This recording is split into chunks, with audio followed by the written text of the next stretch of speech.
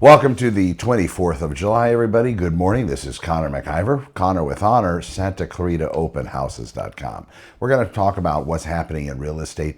In addition, we're going to get into the commissions concession question that's going to be on everybody's mind here coming very soon, because no longer as a real estate buyer are you going to see any kind of offering in the multiple listing service as far as what a seller is willing to pay the agent you're choosing to represent you. So let me talk about how that's going to impact buyers and sellers at least a little bit, just break through the upper part of that in today's show. And then, of course, when people contact me and want more information about it, plenty of time to put all of that together so they know what's happening in that current field. So let's talk about what's happening. We have currently 472 active real estate listings on the market here in Santa Clarita Valley. That's going to cover all the cities, and that's going to be all residential. So your single family residences, your condominiums, and your townhomes, so everything residential.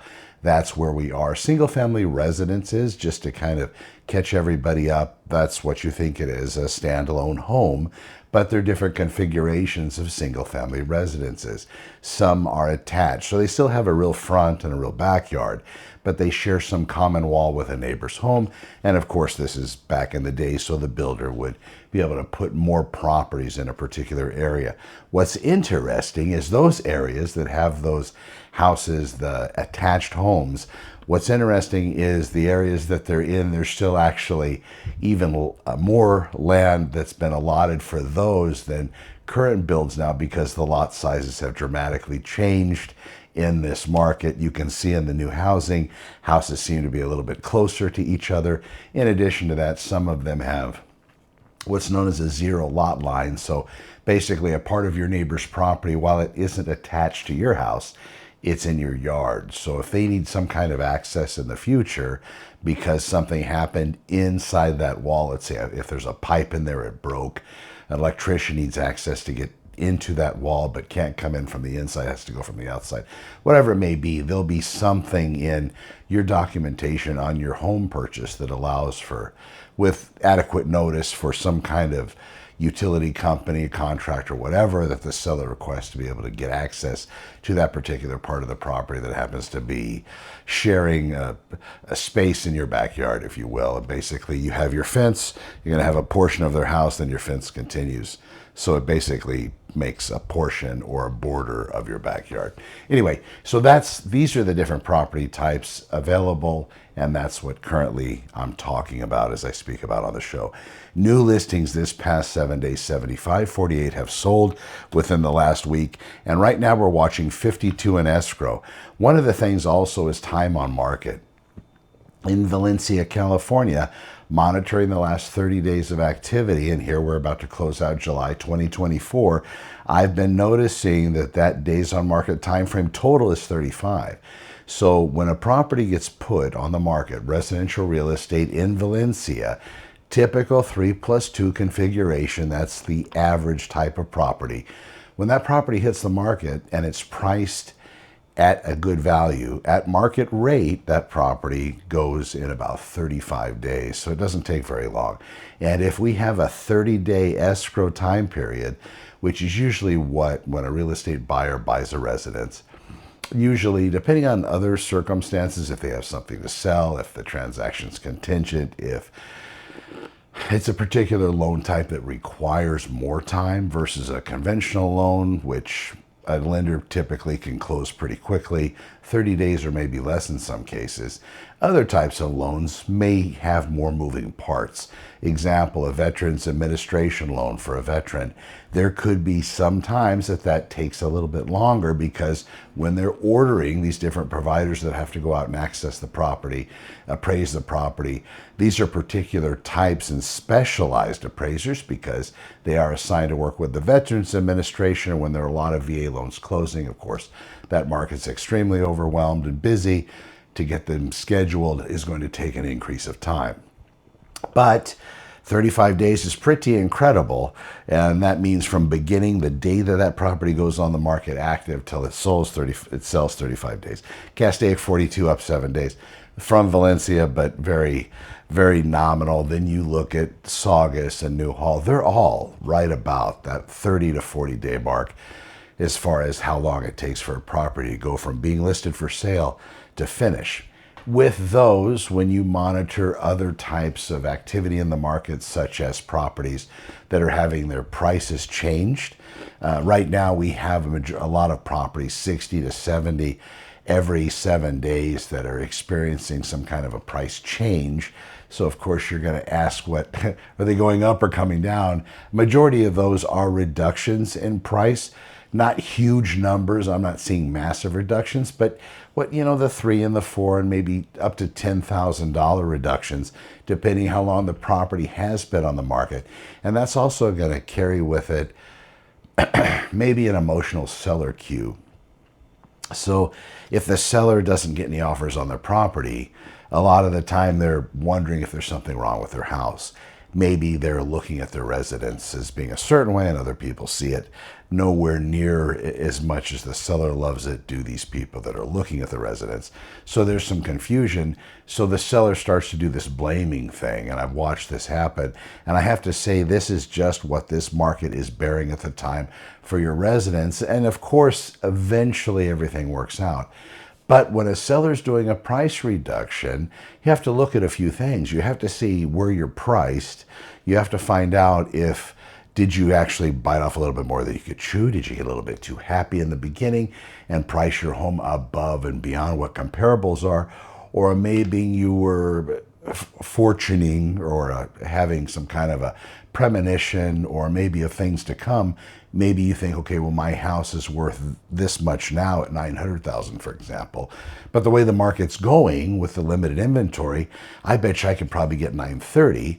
So you talk to your agent, it's going to depend on the agent. Some agents might say, I'm sorry, I'm unable to take your listing because it's going to be something that's going to sit on the market a long time, because I know it's not going to sell at $930.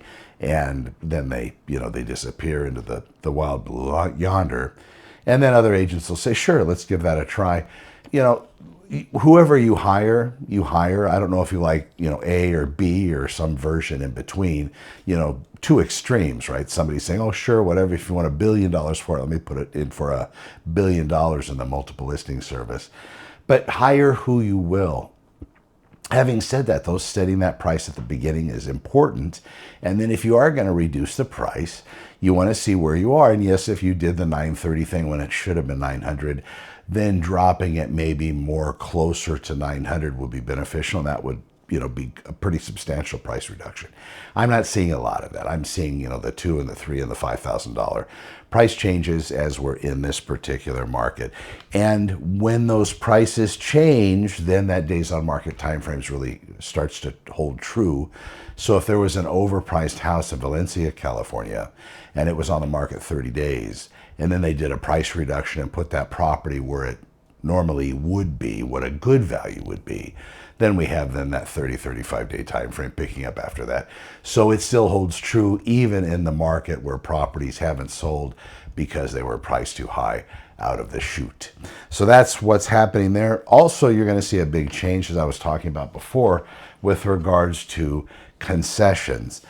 Right now, if you look on the multiple listing service on most of the online sites, even Santa Clarita openhouses.com, you're going to see an offering of commission. That's going to be removed because of a lawsuit. Now, the question is going to be, now that if you want to sell your house after August, what is that going to look like? First, you have to decide a couple things. Well, first you have to decide if you're going to try to sell it yourself or try to get an agent to sell it for you. So if you do decide, instead of DIYing it, to actually contact a local agent and have them come over and interview them, which I think you should do anyway, that you don't want to cut out any potentiality when it comes to selling your residence. In addition, there's some online systems that I think are interesting before I get into commission. And what they do is they say, we're going to help you sell your house Very simply, you're not going to have to do anything. You're not going to be messed with. And even there's some websites that have sports characters on the stage, and somebody brings up they're going to have to sell their house to move, and they go, oh, I'm not selling my house, to schedule buyers and to look at contracts and do negotiations. So then all that comes up, and then somebody jumps up from the audience, oh, you can use this to sell your house. Well, I guess we're selling. That commercial, those commercials, I don't know what it's worth to be inconvenienced. And when I sit down with my sellers and they're talking about a company like that, usually there's provisions built into those listing contracts that those properties are sold at a further market discount. And I've seen this. So if a property in that program doesn't sell in a particular time frame, there is a mandatory price reduction or price changed at a certain percentage point.